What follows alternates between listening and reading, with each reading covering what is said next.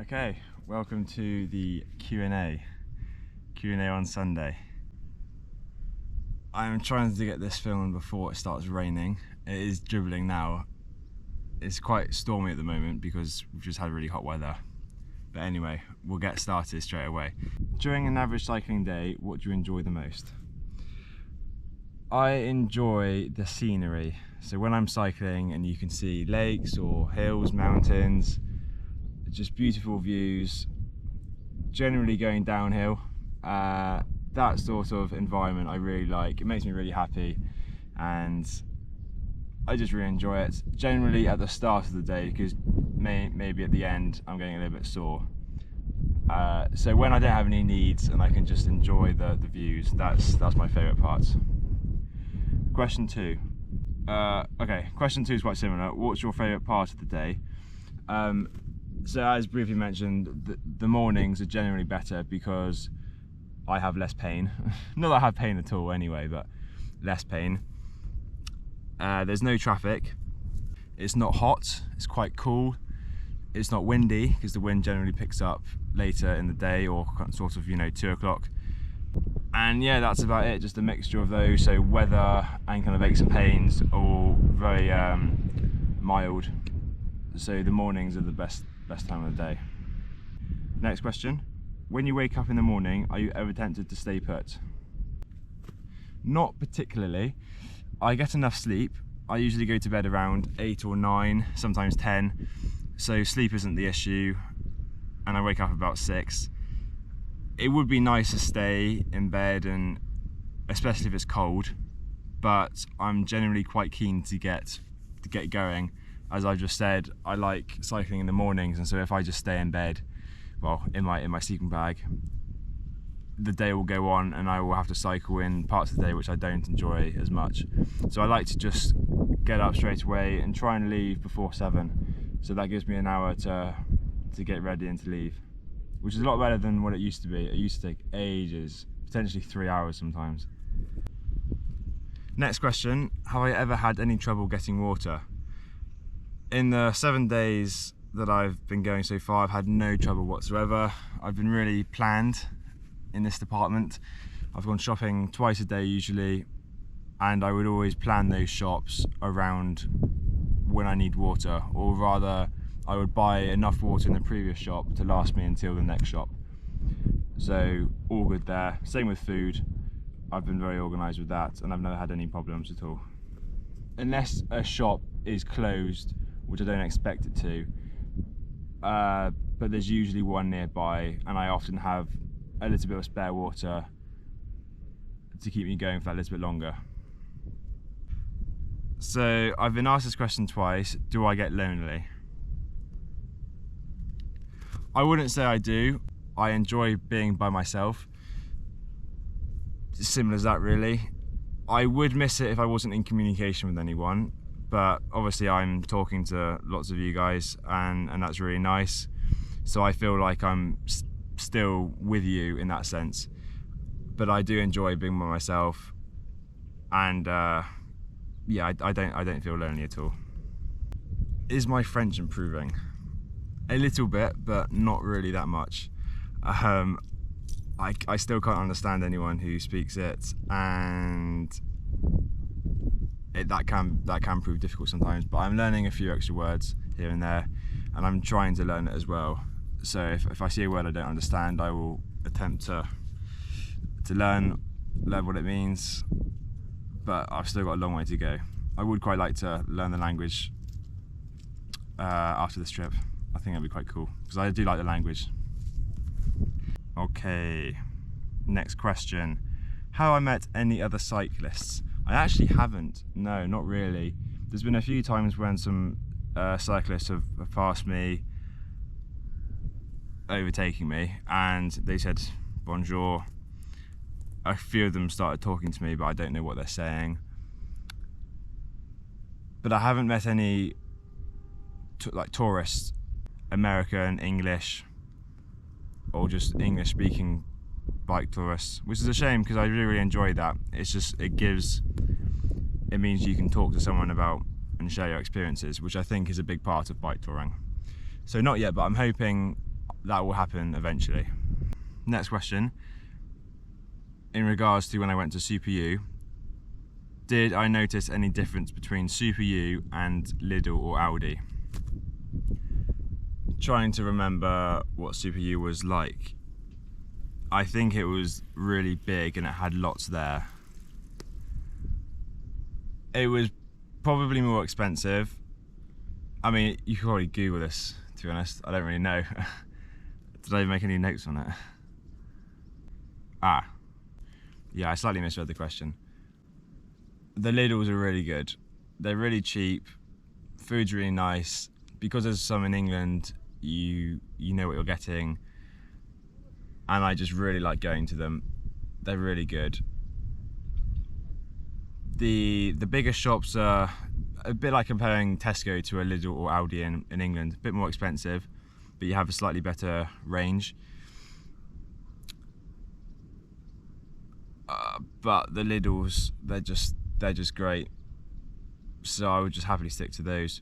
But they don't do things like clothes or accessories that you might find in some of these bigger shops. So when I went today, which was a Archin or something, I'll put the words down below.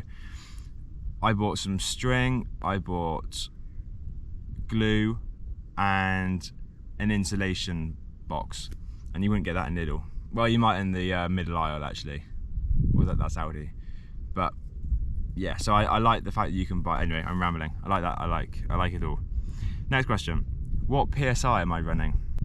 The tyres specify 55 to 85 PSI. On the front, I'm running about 60, 65, and on the back, it's maybe about 75. I don't really know much about this. I think Dad suggested I have it a bit higher on the back to allow for the extra weight. But I don't normally like having them too high just in case they burst or something. So generally on the lower side of the recommended scale. They are 700 by 35C tyres, if that is of any relevance. Next question. Will I be embracing the various cuisine or sticking to Lidl?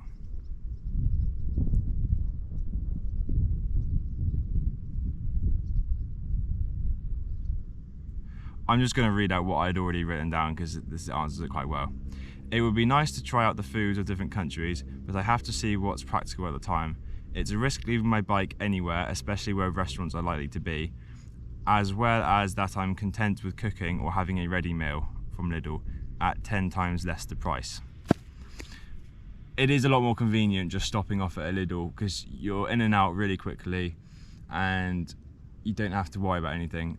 I don't like leaving my bike anywhere for a long time.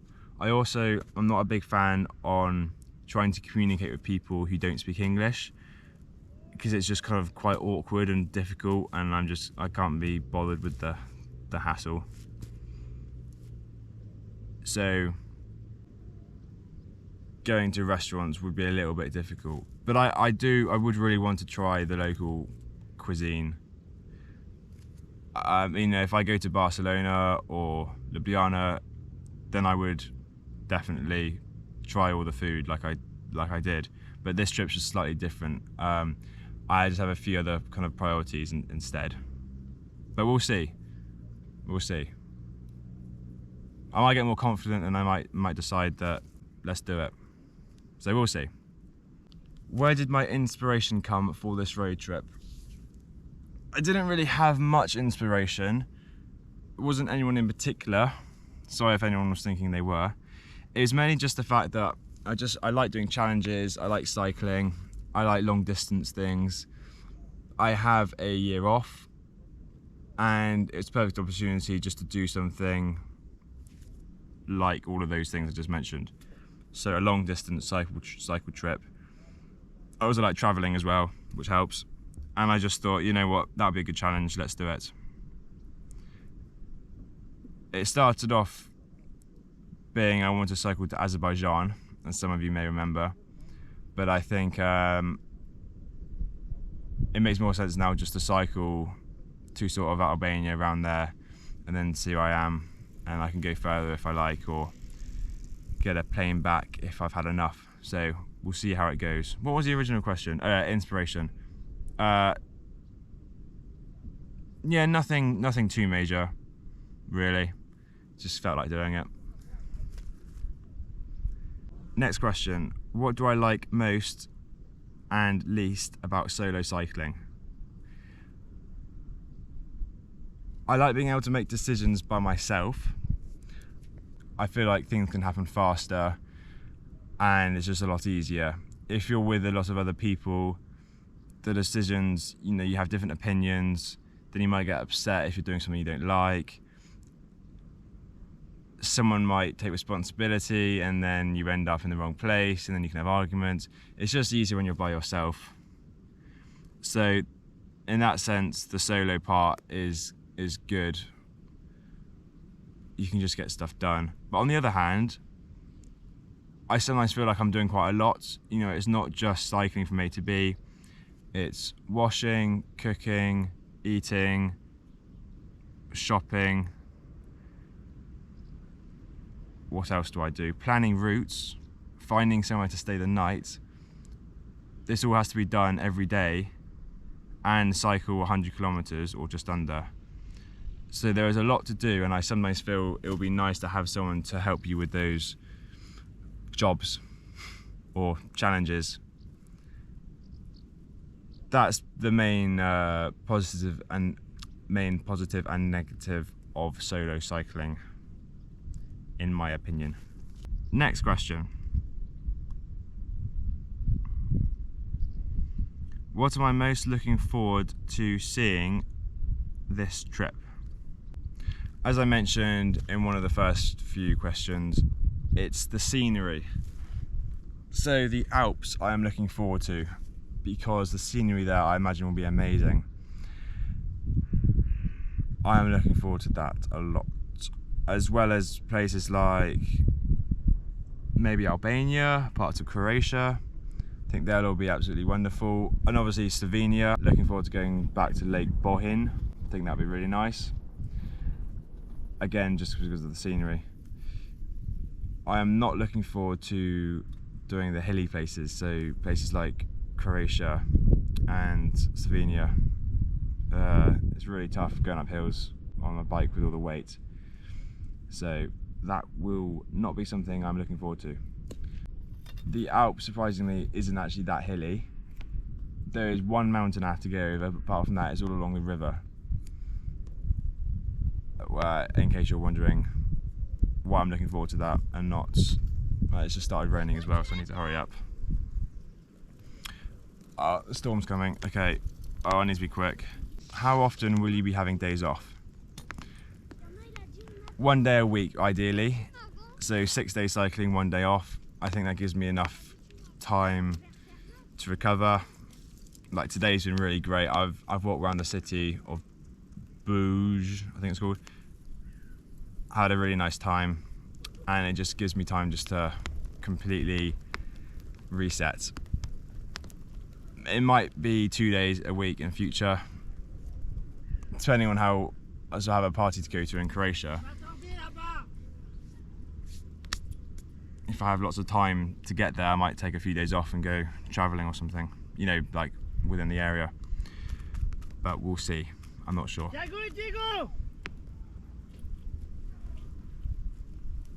Okay, I'm gonna do this later because it's bloody pissing it down now. Hello, I'm walking back.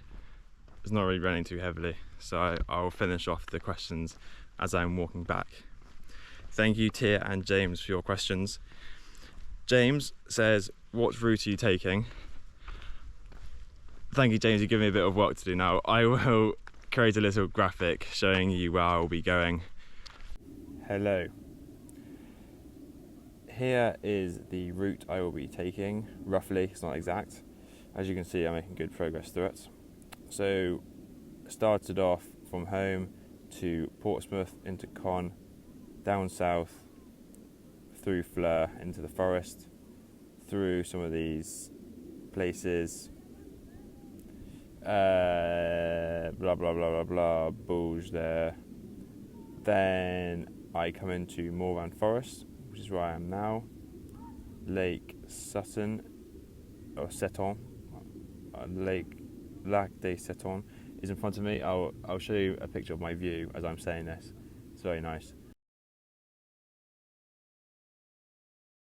Anyway, like I said, this isn't the exact route, I made it now.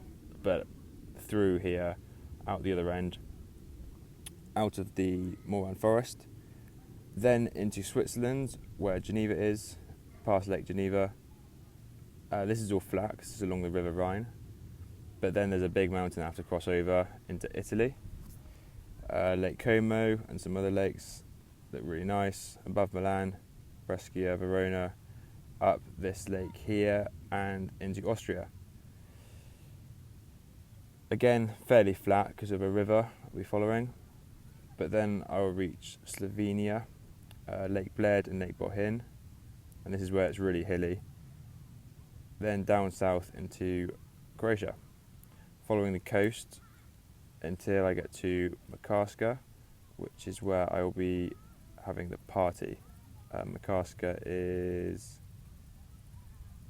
here. Then keep going, Montenegro, Albania, Bosnia Herzegovina as well, North Macedonia, into Bulgaria. Greece is a country in the Schengen zone, and I don't have too many days left of that, or at least I won't have that many days left after I get through Slovenia. So that's a rough guide of the route. But yes, hopefully that answers the question. Okay, and Tia, thank you for your questions. What place am I looking forward to going to the most? If I was to choose one, maybe Lake Bohinj, because I just loved it there last time and I know what it's like. A lot of places I go to I might enjoy as well, but this one I know that I will really enjoy going back to. So probably there. Or secondly, it could be in the Alps. I think that would be really nice. Yeah, so Switzerland, that would be incredible. What's your favourite place you've ever been cycling? That's a hard one. Well, judging by the happiest I've been when I've been cycling, it was on one of my French cycling videos when I think it was on my 5th day, maybe, when I was cycling around the port, and I was just so happy. I think just times when it makes me feel happy, which is, like I say, when the scenery is really nice. And what's not to love about it? Downhill, good views by the sea, really, really nice. Finally, am I hoping to meet other cyclists? Definitely I am. I think it'd be really nice to talk to them and to see their stories. So hoping for that. Yet to find anyone yet though, but maybe as I get closer to more touristy areas. It's just been all French people so far. Hello, me again. I'm in my tent. I forgot to answer one more question, which was sent in by James. Thank you for that. You said, do I have a budget? Not really, but I'm just going about things how I would, like I would at home. So, is this justifiable? If it's £5 for a baguette, I wouldn't buy it because I don't think that's reasonable. But if I was really hungry, there wasn't any other food, then I would get it. I'm just being sensible about things. So, like I said earlier about a restaurant, if I was in need of going to a restaurant, I would go. But most of the time I could do without, so I don't bother. It's not really to do with how much money I'm trying to stick to. It's just about what's reasonable, what I need, what I don't need. But I do try and cut down costs where I can. So campsites, I try and get under £15. But sometimes there might not be that many there, so I would probably go up to £20. And on food, try and keep it that to probably £5 to £10 a day max. Yeah. Right, okay. That will conclude the Q&A. Thank you very much for watching. I hope you're enjoying all the videos. Yeah. Today is Sunday. I leave tomorrow morning into Morvan National Park and then off to Switzerland. See you later.